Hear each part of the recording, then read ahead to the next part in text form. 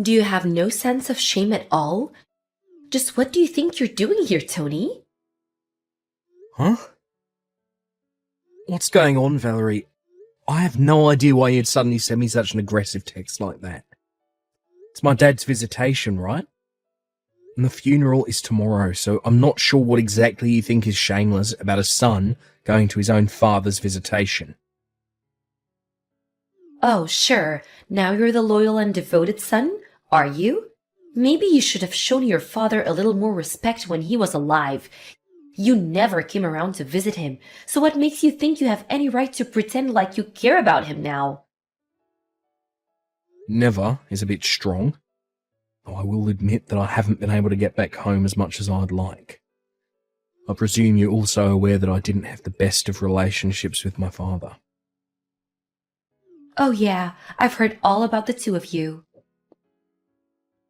I thought so.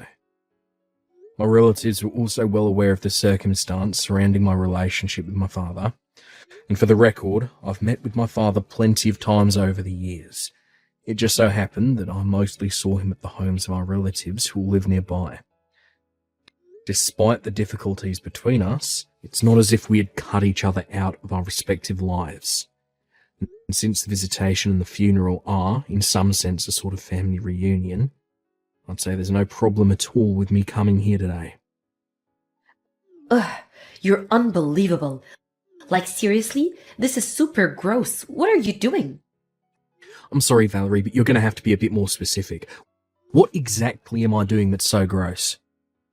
Don't think I don't know. It's clear to everyone around you exactly why you're here right now. And that would be? Let me put this in the most delicate way I can. A broke high school dropout like you has no right to come to your father's funeral. Do I make myself clear? Actually, no. I don't really see why being broke or a high school dropout would preclude me from coming to my father's funeral. Care to elaborate? Do I have to spell it out for you? You're broke. You're a high school dropout. You're just here for money. Money? Yes, that's the only reason you bothered to come to the funeral. You're still not making any sense. I know that you're desperate to get your share of your dad's inheritance, but guess what?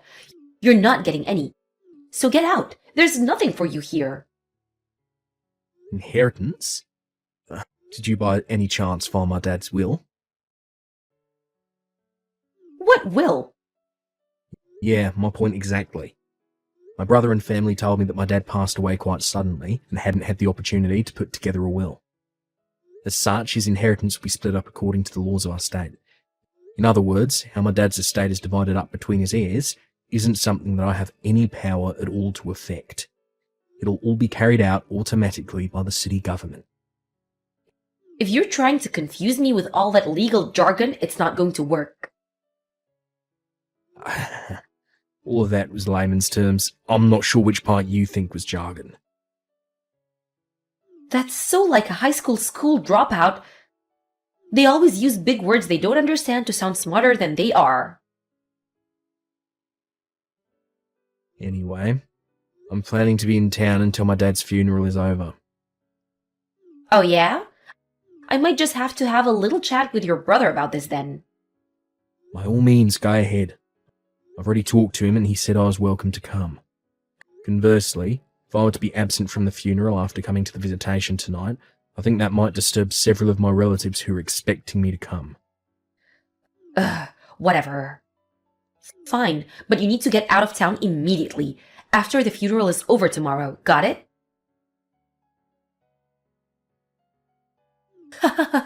That's what you get?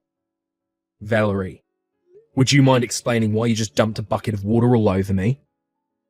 I may have let you come to the funeral, but a high school dropout has no right to sit in front with the family. You can sit in the back. You seem like you wouldn't be happy no matter where I sat. Well, duh. Besides, the visitation is over, and now the funeral is over, so you've got no more reason to stick around. Hurry up and get out of town like I told you to. As you wish. You can take care of things from here. And don't you ever show your face around here again. Tony, I'm so sorry. Hey, Ellen. Thanks for taking care of the funeral today. It was lovely. Where are you right now? In a hotel across the street from the airport. I was planning to stay the night here, so I already had a reservation. My flight isn't until the morning, so I'm just kind of killing time until then. But what's up? Why are you apologising to me all of a sudden? When I heard what happened, I had to apologise. During the funeral service, I looked around and noticed you weren't in your seat anymore. My wife told me that you'd gotten sick and went to the emergency room, and I completely believed her at first.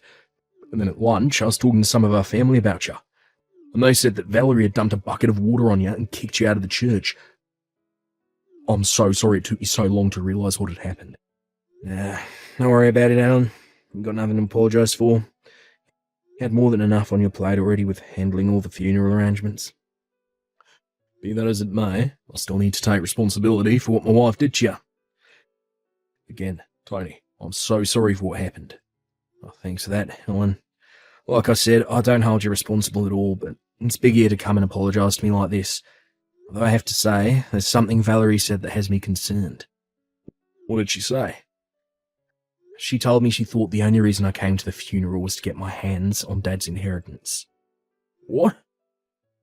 I bet that's a big part of the reason why she dumped water on me and kicked me out of the church.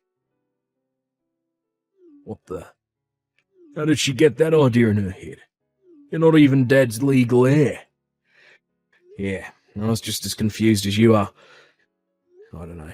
I guess it would make sense that she didn't know all the details since she only married into the family. But no matter what I said, she refused to listen. She was so upset and excited about the whole thing that I was never able to give her a proper explanation. I'll see.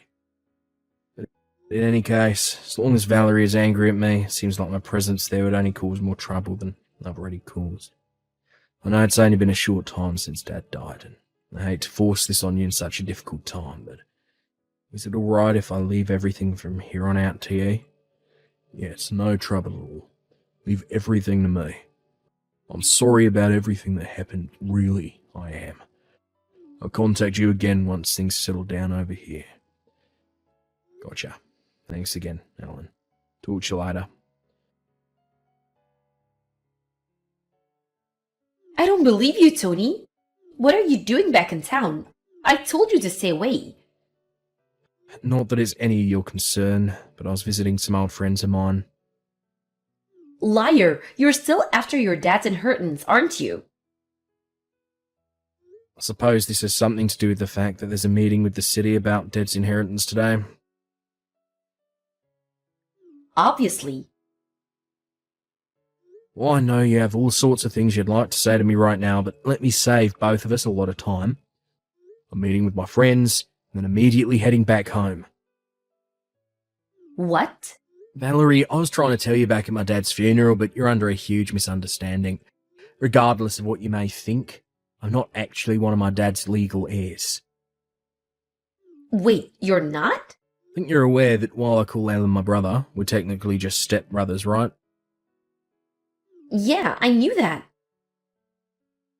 Right. So Alan is our dad's son, and I'm our mum's son. So when our parents married, both of us were already adults and had our own established lives. So since there's no need for financial support, I was never legally adopted by my dad. What this means legally, in the same way my brother wasn't entitled to any of my mum's estate when she passed away a few years ago, I'm not entitled to any of my father's estate right now. We were both fully aware of that from the very beginning. And since I have no rights to receive any of my dad's estate, there's no point in me attending the meeting with the city today. You're not fooling me. You're probably gonna camp out in front of City Hall to beg for money from your brother once the meeting is over. Why would I do a thing like that? I'm not really hurting financially or anything. Liar! I started up a company with a friend of mine 3 years ago. I'm currently serving as vice president of that company. Vice President? Not one to toot my own horn, but our company's doing pretty well. I think it's fair to say that I'm in a pretty high income bracket for people my age. Whoa! That's... really? But how? You dropped out of high school. The only reason you would do that is if you were super dumb. How did someone like you become the vice president of a successful company? I'd say that's a pretty ignorant view of high school dropouts. Excuse me? Sorry, I just got to my friend's house, so I'll be taking my leave here if you don't mind.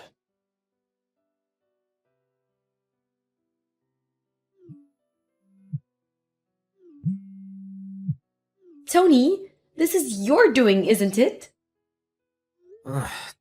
What's the matter, Valerie? Where are you right now?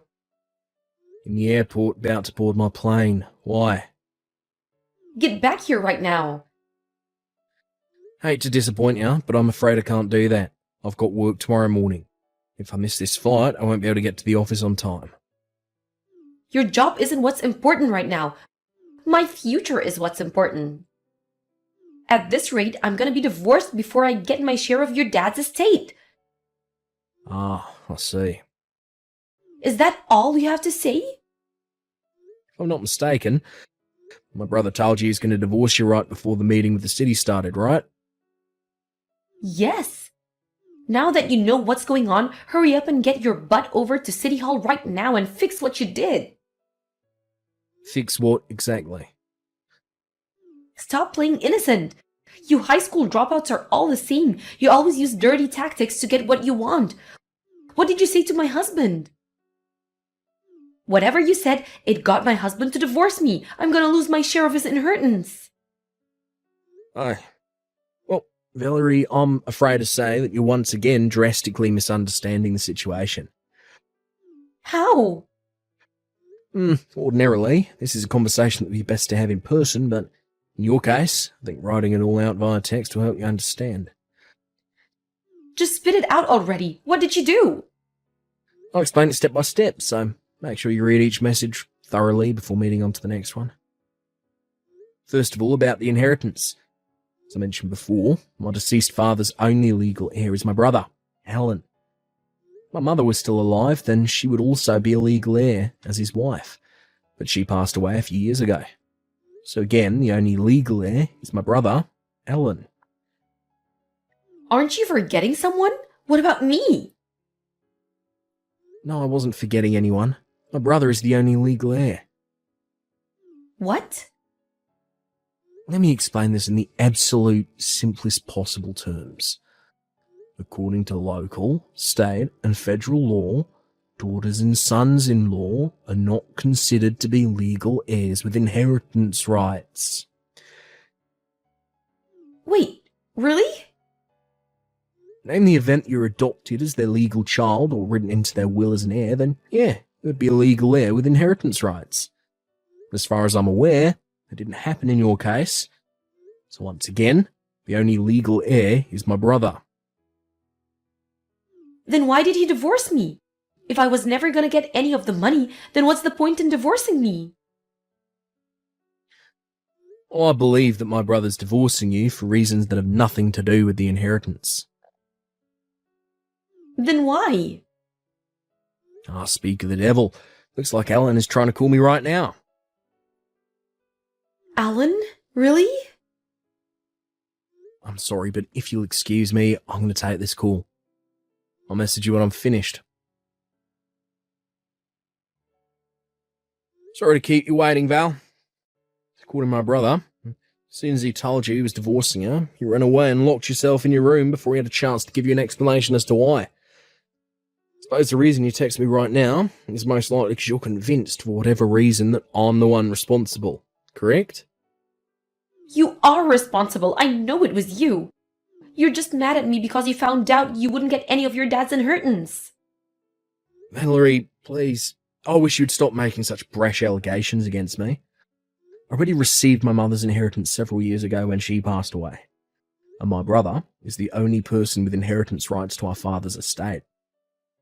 Both of us have been well aware of this for quite some time now. What inheritance? Your mother was so poor you had to drop out of high school to get a job and support her. What inheritance could she have possibly left you? Well, you're correct about one thing. We definitely had financial difficulties in my childhood years. I knew it. However, it was only for my childhood years. After I graduated high school, my mother took an enormous risk and opened her own interior decoration store. Really? It's quite successful, and she left me a sizable inheritance when she passed. Actually, that store's now being run by my wife. My mother had been training her up in preparation to take over when she retired. Oh, So, as you should now be able to tell, I'm not quite in as hard of financial straits as you are at this point in time. hey, what's that supposed to mean? You're making it sound like I'm the one who's dirt poor. I wouldn't make a claim like that without any justification. As I understand it, you have outstanding debts totaling $30,000. How did you? Then there's the matter of your infidelity. My what? Sorry, allow me to rephrase. My brother is divorcing her because of your affair. Oh, He only gave me a basic overview, so I'm a bit sure on the specific details, but from what he said, he seems like he did his homework. You should operate on the assumption that he knows basically everything. no way. I worked so hard to hide it from him. It would seem that you left behind a trail of breadcrumbs which Ellen picked up on. Now then, if you'll excuse me, Wait, I just heard the call to start boarding my plane, so I'll take my leave here. but how did... I never thought I'd actually get caught. Valerie resisted the divorce at first, but she suddenly became much more cooperative right after my brother officially received her father's assets. Come to find out, Valerie was under the false impression that she would be able to receive a share of the inheritance during the divorce proceedings. Her lawyer was burdened with breaking the news to her, but no, assets a spouse receives through inheritance are not subject to property division in the event of a divorce. This came as a terrible shock to Valerie, who had been intending to use that money to finally pay off her debts, as well as soften the blow of my brother's lawsuit against her for infidelity. Faced with this reality, Valerie stormed over to my brother's house and said that she was taking back her consent to the divorce, but it was already too late. The divorce had already been finalised. Not to mention my brother wasn't even at the house because he had already sold it and moved. After being abandoned by her husband, she tried to run back to the man she was cheating with, but he turned her away. She then went to her parents, who also turned her away. She's now living in a run-down subsidised apartment, working multiple part-time jobs and gradually chipping away at her multiple sources of debt while barely managing to scrape by.